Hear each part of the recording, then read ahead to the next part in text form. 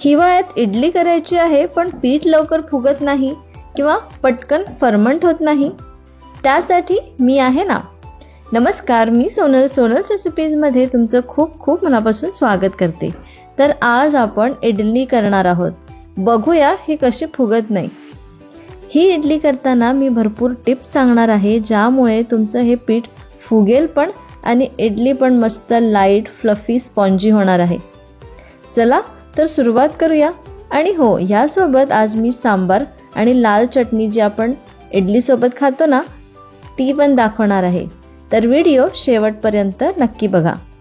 चला तर आजच्या या आपल्या मस्त रेसिपीला सुरुवात करूया. इडली करण्याची सगळ्यात पहिली स्टेप म्हणजे डाळ तांदूळ भिजत घालणे. तर इथे मी 3 ग्लास तांदूळ घेतलेले आहे. हे साधे तांदूळ आहे, तुम्ही रेशनचे किंवा साधे तांदूळ घेऊ शकता. त्यानंतर 1 ग्लास मी यामध्ये उडदाची डाळ घातली आहे. ही स्वच्छ आपण धुवून घेऊ. आणि हे जे प्रमाण आहे तुम्ही कुठल्याही घरच्या आपल्या वाटीने घेऊ शकता किंवा छोटा ग्लास असेल त्याने पण घेऊ शकता. तर आता हे आपण छान स्वच्छ 2 ते 3 वेळा धुवून घेऊ, कारण कचरा असतो. त्यानंतर डाळीला पण बरंच काही पावडर वगैरे लावलेली असते, त्यामुळे 2 ते 3 वेळा स्वच्छ धुवून घ्यायचं आणि यामध्ये भरपूर पाणी घालून हे आपल्याला भिजत ठेवायचं आहे. आता यामध्ये आपल्याला 1 चमचा इथे मेथी घालायची आहे. तर मेथीचे जे दाणे असतात ते आपण इथे घालू आणि हे छान मिक्स करून 3 ते 4 तास याला भिजत ठेवू. जेव्हा आपण हिवाळ्यामध्ये इडली करतो तर 3-4 तासापेक्षा जर तुमच्याकडे जास्त वेळ असेल ना, तर तुम्ही जास्त वेळ पण भिजत घालू शकता. तर इथे मी 5 तास भिजत घातले आहे, म्हणजे मी सकाळी हे भिजत ठेवलं होतं आणि आता 5 तास झालेले आहे. तर मी आता हे एकदा स्वच्छ धुवून घेतलं आणि आता यामध्ये परत पाणी घालून हे या मिक्सरच्या पॉटमध्ये घालून घेत आहे. मधला जो पॉट असतो, जसं मिक्सरचे आपले 3 पॉट असतात त्यापैकी जो मधला पॉट असतो 2 नंबरचा, त्याच्यामध्ये आपल्याला हे पीठ बारीक करायचे. पीठ बारीक करताना मी हे जे धुतलेलं पाणी आहे ते नाही वापरलं, चांगलं जे पाणी आहे ते वापरायचं आहे. आणि अर्धी वाटी पाणी घालून आपण हे बॅटर छान ब्लेंड केलेलं आहे. तुम्ही बघू शकता एकदम प्लेन टेक्स्चरचं आपलं हे बॅटर तयार झालं आहे. तर हे मी या भांड्यामध्ये काढून घेते. या पद्धतीने आपल्याला सगळं पीठ दळून घ्यायचं आहे, म्हणजे सगळी जी डाळ आहे ती दळून घ्यायची आहे. आणि जी शेवटची बॅच आहे, आता इथे मी 3 बॅचेसमध्ये माझं हे पीठ तयार केलं आहे. तर जी शेवटची बॅच आहे त्यामध्ये मी पोहे घातले आहे. तर मी अर्धी वाटी पोहे घेतले, ते भिजत घातले, 5 मिनटं तसंच ठेवलं, थोडं एक्स्ट्रा पाणी त्यामध्ये ठेवलं तरी चालतं. त्यानंतर हे छान भिजलेले आहे. आता हे आपण शेवटच्या बॅचमध्ये दळून घेऊ. तर पोहे घालून घेऊ मिक्सरच्या पॉटमध्ये आणि सोबतच जे आपण डाळ तांदूळ घेतलेलं आहे ते घालून घेऊ.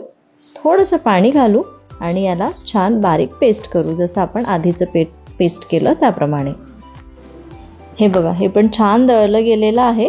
आता आपण हे या भांड्यामध्ये काढून घेऊ.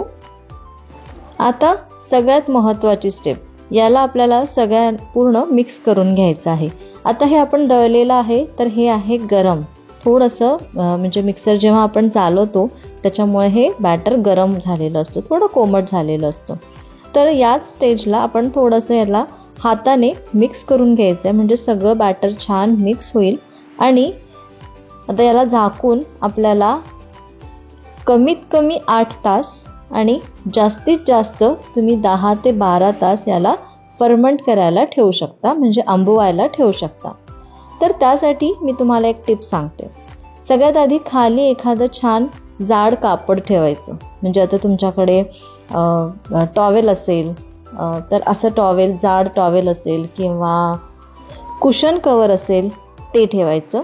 त्यानंतर त्याच्यावरती प्लेट झाकायची आणि हे सगळं जे आहे त्याला एका टॉवेलनी, जाड टॉवेलनी झाकून ठेवायचं या पद्धतीने.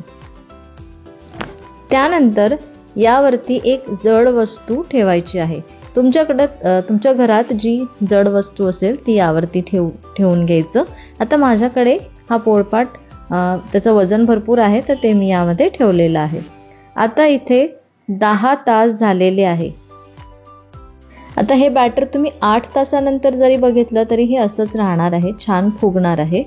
तर मला इथे 10 तास झालेले आहे आणि तुम्ही बघू शकता बॅटर किती छान मस्त फुगलेलं आहे. बघितलं किती छान फर्मेंट झालेलं आहे. अगदी हलकं फुलकं हे पीठ झालेलं आहे. आता हे हलकं फुलकं होण्याच्या मागे कारण म्हणजे आपण जे पोहे घातले होते ते त्याच्यामुळे हे पीठ छान हलकं होतं. त्यानंतर यामध्ये जी आपण मेथी घातली होती, मेथी जी असते, मेथीचे दाणे जे असतात ते गरम असतात, त्यामुळे पीठ फर्मंट व्हायला मदत होते. तर या माझ्या महत्त्वाच्या टिप नक्की लक्षात ठेवा. आता तुम्ही बघू शकता किती मस्त हलकं फुलकं हे पीठ झालेलं आहे.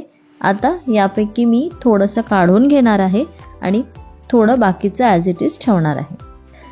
मला आत्ता जेवढं पीठ लागतंय तेवढं मी या भांड्यामध्ये काढून घेते आणि बाकीचं पीठ तुम्ही फ्रीजमध्ये स्टोअर करू शकता. ते 2 ते 3 दिवस छान राहतं. तर इथे मी 3 मोठे चमचे बॅटर घेतलं, त्यामध्ये 1.5 चमचा मीठ घालून घेतलं आहे किंवा चवीपुरतं मीठ घालून घ्यायचं. आणि आता आपण इडली करतोय म्हटलं तर याच्यामध्ये थोडासा सोडा घालायचा आहे आपल्याला, बेकिंग सोडा चिमूटभर, 2 चिमूटभर इथे बेकिंग सोडा घालायचा आहे. हे बघा इतकंच. आता यामध्ये थोडं पाणी घालायचं, अगदी 1-2 चमचे, आणि याला छान मिक्स करून घ्यायचं.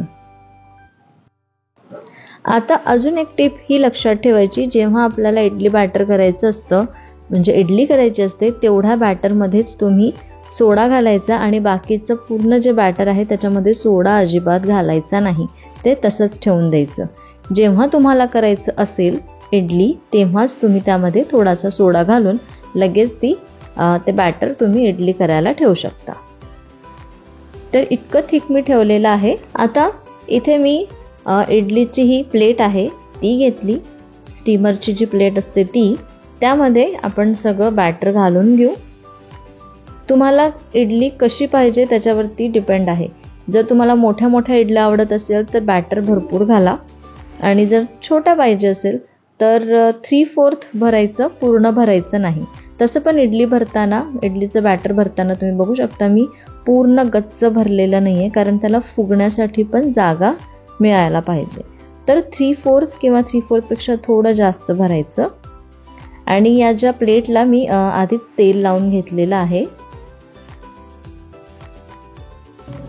दुसरीकडे मी स्टीमर गरम करायला ठेवला होता, तुम्ही बघितलं. आता हे छान गरम झालेलं आहे, पाणी यामधलं उकळत आहे. मी गॅस कमी केला आणि आता यामध्ये आपण हे जे इडलीच्या प्लेटा आहे त्या ठेवून देऊ. सावकाश ठेवायचं, पातेलं हे जे असतं स्टीमर गरम झालेलं असतं. आता याला झाकून देऊ आणि 20 मिनटं मस्त इडली होऊ देऊ. गॅस मीडियम ठेवायचा आहे.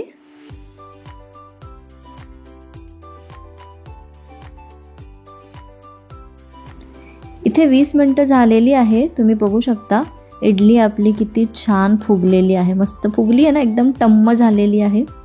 आता ही एक 2 मिनटं आपण असंच ठेवू, म्हणजे काढून घेऊ आणि 2 मिनटं याला थंड होऊ देऊ. त्यानंतर टिप नंबर किती आहे माहिती नाही, तर अशी एक टिप, यामध्ये आता मी या वाटीमध्ये पाणी घेतलेलं आहे आणि थोडंसं तेल घातलेलं आहे. आता हा चमचा या तेल आणि पाण्याच्या वाटीमध्ये बुडवायचा आणि मग काढायच्या इडल्या, म्हणजे त्या इडल्या अगदी इझिली निघतात, अजिबात चिटकत नाही. आणि मस्त तुम्ही बघू शकता किती छान इडली निघाली आहे आणि किती छान स्पॉन्जी झाली आहे. मी याप्रमाणे सगळ्या इडल्या काढून घेते.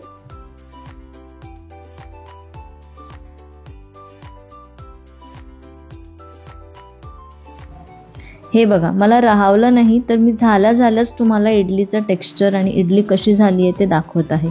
ही इडली छान आत्ता कोमट आहे, थोडीशी गरम आहे, मस्त छान तुटते आणि किती स्पॉन्जी आणि जाळीदार झाली आहे.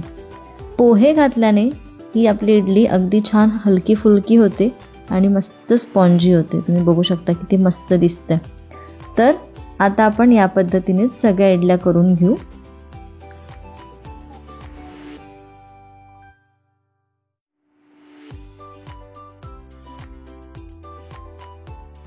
आता इडली तर झाली, आता आपल्याला करायचं आहे सांबार. त्यासाठी मी तुरीची डाळ इथे घेतलेली आहे 1 वाटी. ती स्वच्छ 2 ते 3 पाण्याने धुवून घेतली आहे आणि आता ही कुकरमध्ये आपण शिजवून घेणार आहोत. तर सुरुवातीला आपल्याला डाळ शिजवून घ्यायची आहे. 1 वाटी आपण इथे डाळ घेतली तर 3 वाटी यामध्ये पाणी घालून घ्यायचं आणि यामध्ये मीठ, थोडंसं हळद आणि हिंग घालून ही डाळ छान शिजवून घ्यायची. शिजवून घ्यायची म्हणजे शिट्टी काढायची आहे. आपल्याला 3 शिट्ट्या काढायच्या आहे मीडियम गॅसवर. आणि हो, यामध्ये मी 1 चमचा तेल पण घातले. तुम्ही तेल किंवा तूप घालू शकता.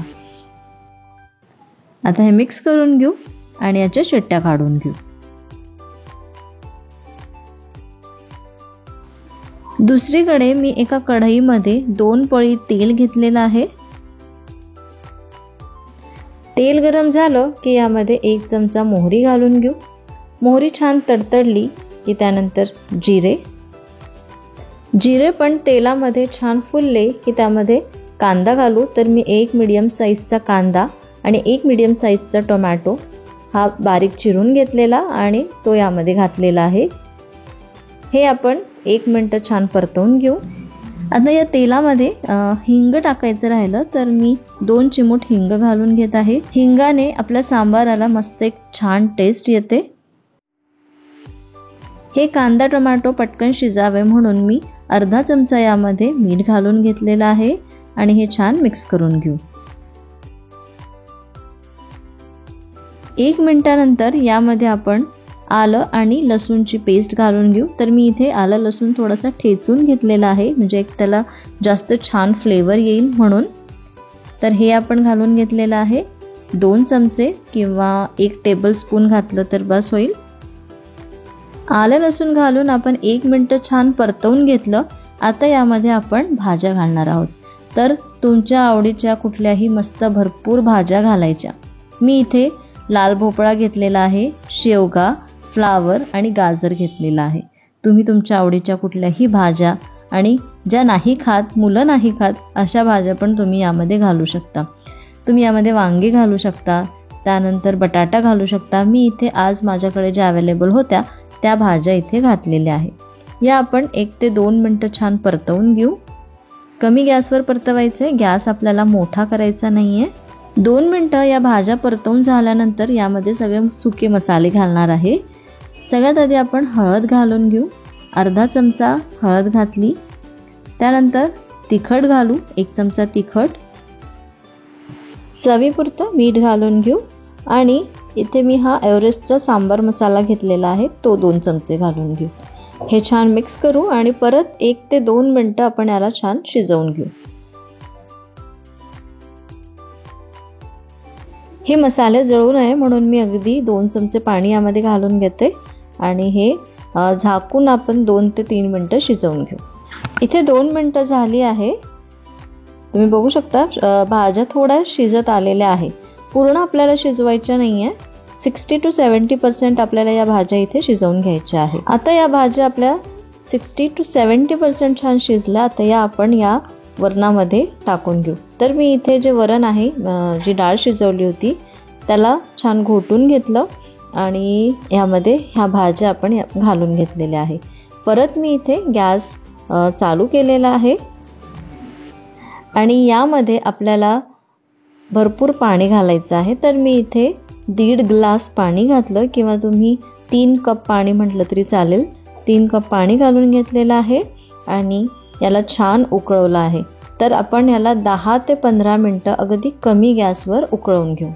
म्हणजे यामध्ये आपल्या भाज्या पण शिजून जाईल आणि त्या इतक्या पण शिजणार नाही की अगदी सॉफ्ट होईल आणि एकदम कडक पण राहणार नाही.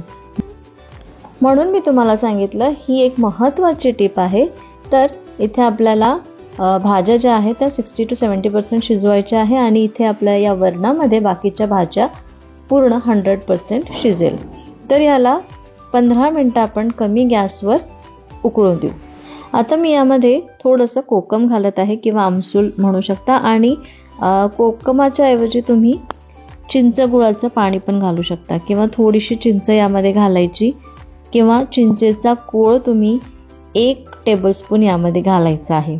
त्यानंतर मी 3 चमचे गूळ यामध्ये घातलं, 3 छोटे चमचे, आणि हे छान मिक्स करून घेऊ.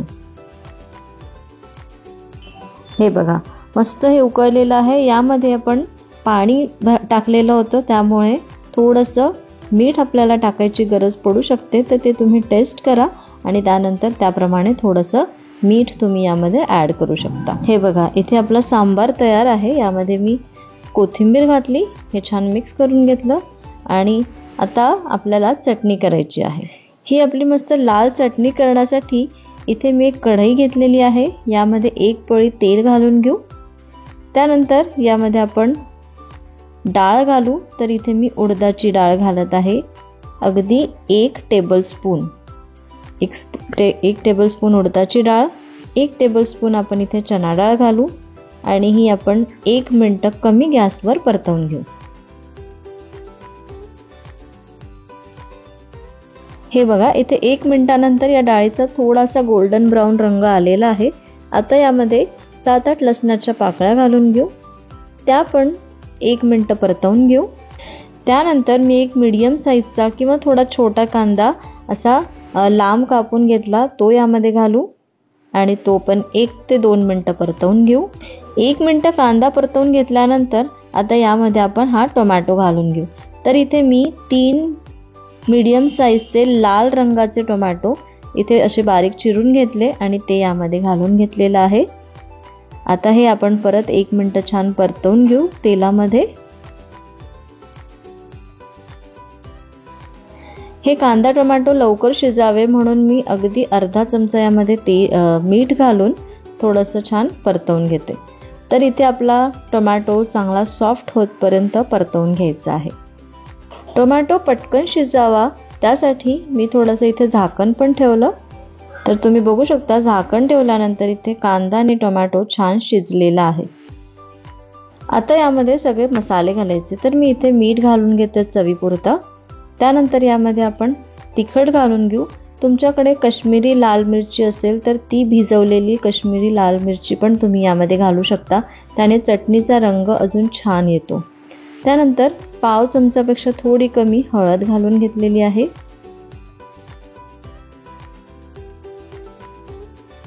यामध्ये एक महत्त्वाचं इन्ग्रेडियंट टाकायचं राहिलं, ती म्हणजे साखर।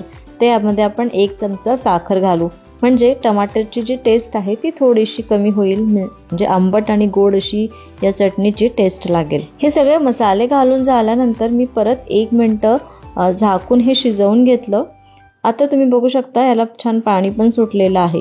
आता मी गॅस बंद केलेला आहे आणि हे जे कांदा टोमॅटो लसूण हे सगळं जे आहे ते आपल्याला थंड करून घ्यायचं आहे। हे संपूर्ण थंड करून घेऊ। आता हे संपूर्ण थंड झालं आहे। आता आपण हे एका मिक्सरच्या जारमध्ये घालून छान बारीक करून घेऊ। बारीक करताना यामध्ये आपल्याला अजिबात पाणी वगैरे घालायचं नाहीये। हे तुम्ही बघू शकता छान पेस्ट झालेली आहे। मी इथे सजेस्ट करेन की हे जे मधलं जे पॉट आहे मिक्सरचं, त्यामध्ये तुम्ही ही चटणी न करता जे छोटं पॉट आहे ज्यामध्ये आपण नेहमी वाटण किंवा मसाले बारीक करतो, त्या मिक्सरच्या पॉटमध्ये तुम्ही ही चटणी बारीक करा। त्याने काय होईल, ही जी चटणी आहे ती जास्त छान मस्त बारीक होईल। आता तुम्ही बघू शकता ही मी मोठ्या पॉटमध्ये केलेली आहे, तर क्वांटिटी कमी पडली, तर ती एकदम छान स्मूथ बारीक झाली नाही। तर तुम्ही छोट्या पॉटमध्ये करा आणि मस्त बारीक पेस्ट करा। हे बघू शकता तुम्ही किती छान आपली ही टोमॅटोची चटणी तयार आहे।